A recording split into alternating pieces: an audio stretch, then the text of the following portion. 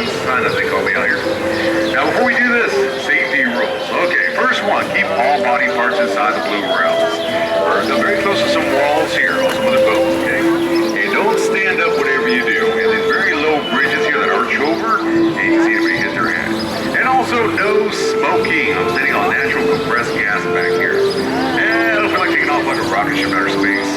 Now, we have life vests, 42 of them right in front of the boat there where it says no seating allowed. Now, should we hit an iceberg and sink down like the Titanic, and you find yourself in the middle of the river, get around me, splash around for drama, stand up and walk right out, okay?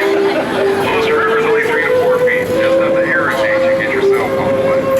And speaking of cell phones, wonderful thing for Facebook, texting, and selfies. You start talking on it, people around you might throw you overboard. Now, these are both, okay? So with that, we'll go begin. Music that you're listening to is from a group called Indian Fusion. They do play their traditional wooden flutes from Peru, South America. And they pretty much can play anything on those wooden flutes, from ABBA to the Beatles, even Van Halen. Now, that whole area behind us is the River Center Mall. We have over 1 million square feet of shopping in there. Now, there's also an IMAX theater that shows the Battle of the Alamo. It's called the Price of Freedom. Also, a nice little exhibition for the children called Dinosaur Boys. Now, if you get yourself lost out here, or if you just need some information, start looking for a person with a hat like mine, wearing a yellow shirt. Those are our city ambassadors here to guide the right direction. You can give you a free time. And there's nothing to worry about, okay? They're not there to sell you anything whatsoever, okay? Just here to help you out. Now, you will find some informational booths that are out here. They don't have a yellow shirt and a hat like mine. Try to sell you something. Maybe there's up on that, right? Unless we like timeshares. Now, let's get a raise of hands. How many people think that this is actually a natural river? Nobody, huh? Y'all didn't do your homework. All right. It is a natural river. Yeah, it begins up north at an underground lake, and it goes all the way down to the Gulf of Mexico. So the natives, they used to call it Shanawana. Peaceful waters or language. Also, folks, the 5 missions of San Antonio are in the river. Now, over time, they put 2 extensions to the natural form of the river itself. One is a flood control channel. It's only about 100 yards. And a T formation that we're in right now is called a man-made extension. I'm going to get back to that just a little bit later. Also, you're going to find out we have quite a bit of German influence here. It dates back to the very early 1800s when Germany had a war in their country. And during that time, a lot of those people migrated from Germany into South America, Mexico, into Texas. So actually, back in the 1850s, German was the dominant language here. Which brings us to our very first historical site. Take a look off to the right of the boat. You're going to see a very pointy roof with a cross on top. That is St. Joseph German Catholic Church, built back in 1863 by the settlers. Now, when they built the church, they brought us a very beautiful stained glass from Munich. And they still hold the German Mass and also sing their native tongue every 4th Sunday of the month. Just keep tradition. Now, if you ever decide to move down over here, like to join us, well, you might want to walk into this office to the right. This is our Chamber of Commerce. We'll give you an informational packet. Now, another place to see here is the Mexican market, otherwise known as the Mercado. We do some souvenir shopping. There are very good restaurants up in that area as well. Now, the good thing about the Mexican markets, they're indoors. Now, to get there, you can walk 8 blocks.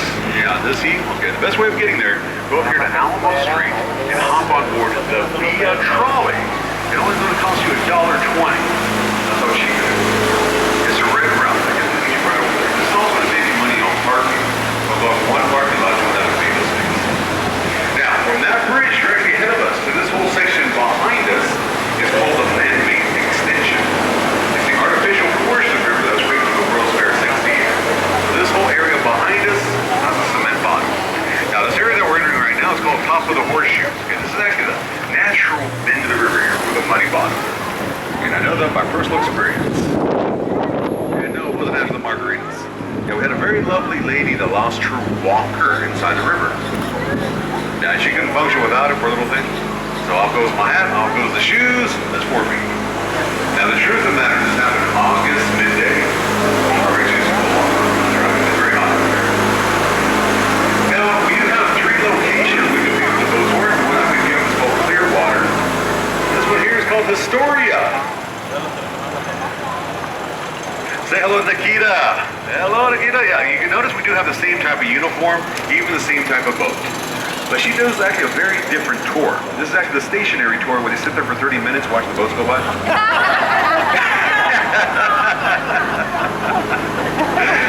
Now, directly ahead of us, we'll be entering La Villita, which means little village in Spanish. Now, back in the 1700s, this is where the Spanish colonial soldiers and their families had their camp. And in the 1850s, the Germans made themselves a nice little village here. Two of those houses you can see directly ahead of us.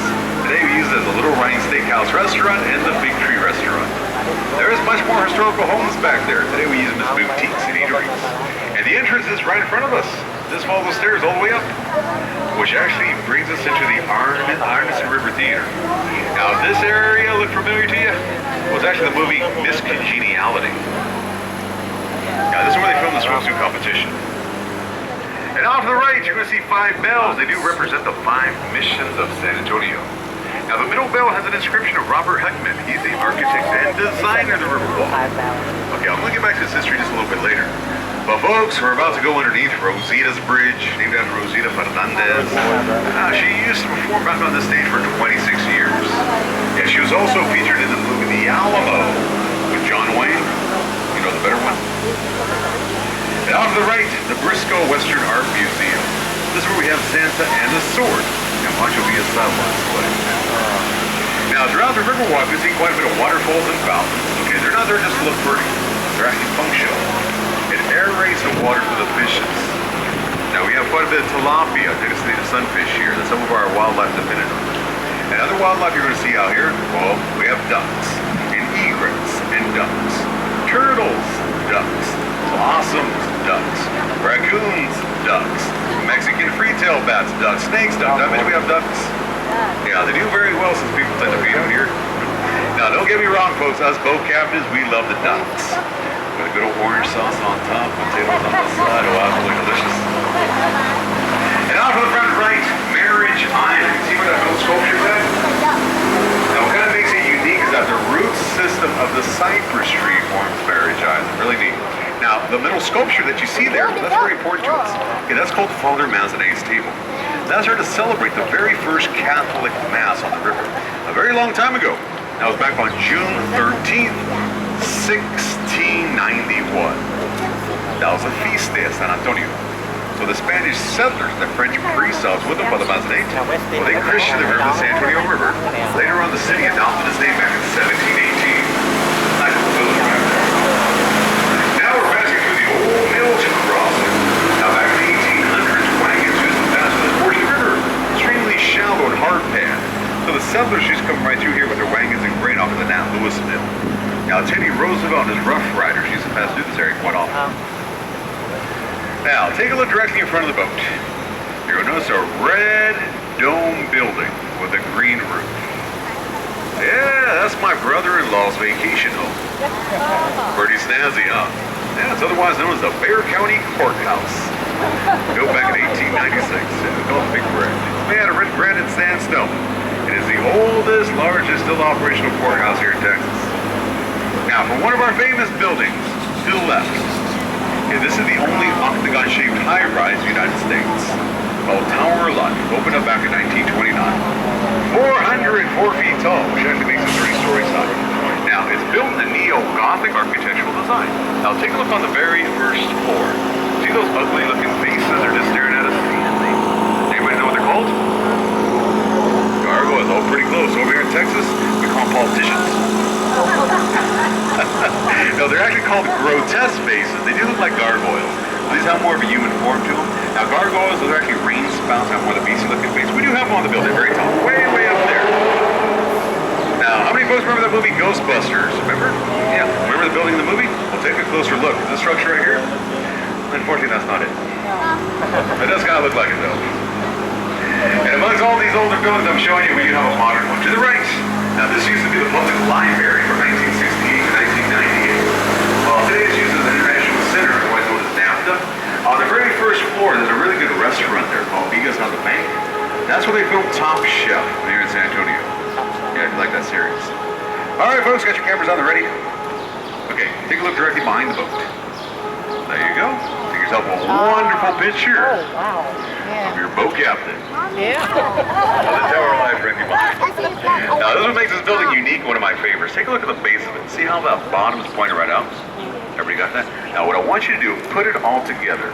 They made it look like a ship going into the river. Oh, wow. Now if you stare at it long enough, it starts to look like the Titanic. It really messes with your mind.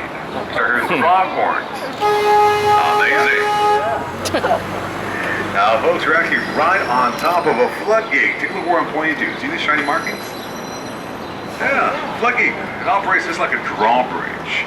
So when there's flood water that pops up, creates a barricade. And that protects the natural bit of the river that we're leaving behind us. And that channels out those flood waters north to south of this flood control channel. Now this area of the river, folks, is very deep, 20 feet. From floodgate number 3, it's about 100 yards ahead of us. We're going to be passing through here very shortly. The floodgate number 5, take a look behind the boat. See those yellow markers way back there? It's really hard to see, folks. It's 300 yards, trust me, it's there. Now that floodgate behind us operates like this one over here. Much more larger though. Right now it is all the way up, so it's acting like a dam to hold up all this water that we're in. So how this works, very simple. Flood waters come through here. The gates will close right off. That one that back there will start lowering down, and those flood waters right out. Now, for the San Antonio River itself, it begins 4 miles directly ahead of us at an underground lake called the Edwards Aquifer. Pretty good size. It measures 180 miles in length, 30 miles in width. Now from the underground lake, the San Antonio River goes south behind us 138 miles. That's where we reach the Guadalupe River. And it goes 10 more miles out, and then it reaches the Gulf of Mexico.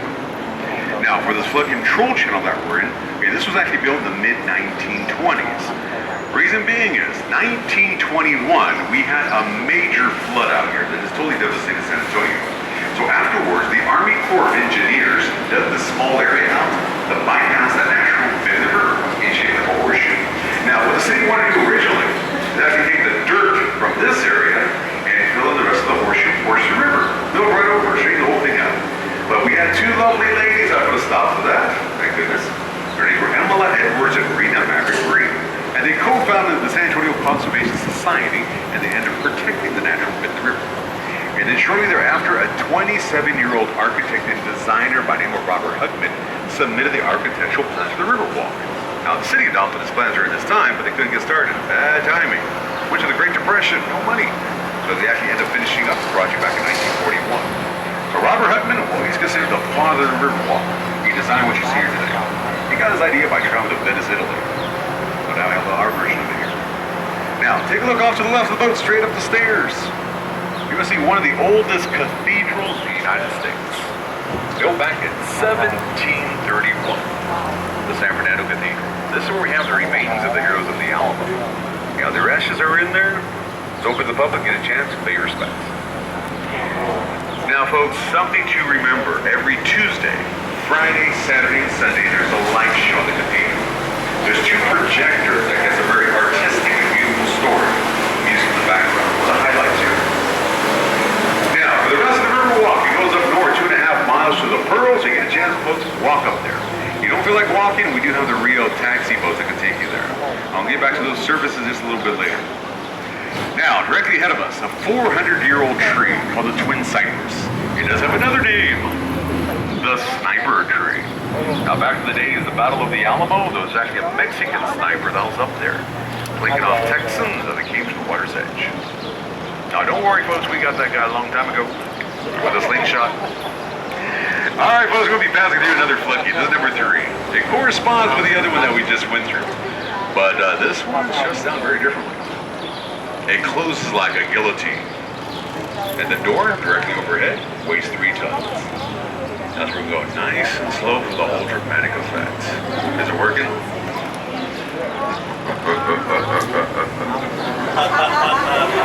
Not worried, are you? My goodness. It takes a whole 15 minutes to lower. And speaking of the flood of 1921, all right, a couple of visuals here. First one is an urban legend. Take a look off to the right. We have a tree growing in a Bella's restaurant. Now, they say the flood of 1921 deposited a seed right in the crack of the wall here, and now we have a fig tree growing out. Now, the trunk's actually inside the restaurant. It picks up the water from the river, so we consider it the very first chia pet. Okay. To the left, the tree isn't sweet. Now, back in 1921, this used to be the public city building where these big utility bills. Now, a couple of months after it opened up, we had that major flood of 1921, where those flood waters pushed out all the chandeliers and furniture directly out the windows. Now, to give you a better idea about the severity of the flood, okay, take St. Mary's Bridge that we're underneath. Now, add 10 feet to the street level, and then you have a flood line. How's that bad? And off to the right. Well, hello there, Manny. I've seen this guy a long time. He's very famous. He used to be a backup dancer for Britney Spears. And they're right in front of the Aztec Theater. Now, this theater was actually constructed in a combination of a Mayan Aztec architectural design built back in 1926 as the silent movie theater. Today, the House of Blues owns it, so we have actually very good concerts in there. Now, for my Tejano music lovers. Do we have any? Yes! Enthusiasm there. Alright. Well, directly ahead of us is the famous but unofficial Selena's Bridge, named after the late singer Selena Perez. Yeah, her husband proposed to her right up on top of here. How sweet, huh? Well, at least in the movie Selena. Yeah, not to be confused with the Jennifer Lopez Bridge. And to the left of the boat, the most photographed hotel out here, the Omni La Mansión. Now, this was built back in 1853 as St. Mary's School for Boys. Later became St. Mary's Academy, and after that, St. Mary's Law School. Well, two of the graduating students, lawyers, they came back in the 1960s, and they purchased the building, made to the hotel that is today. So, folks, if you ever get a chance to go in the lobby, it'll look the same way as it did back in 1853. Cool story. Alright, take out your cameras. I'm going to show you an optical illusion as soon as we pass from underneath this bridge here. Take a look off the front left of the boat. See that gentleman walking up the stairs? I want you to look at the very top of this building. It's going to look like a freestanding wall about to fall on you. Look all the way up to the very top. Kind of neat, isn't it? Yeah, that's the Nick Hospital. It's one of the very first hospitals in the United States to have centralized air conditioning back in 1930. Now, a couple of famous people that were born in here. Carol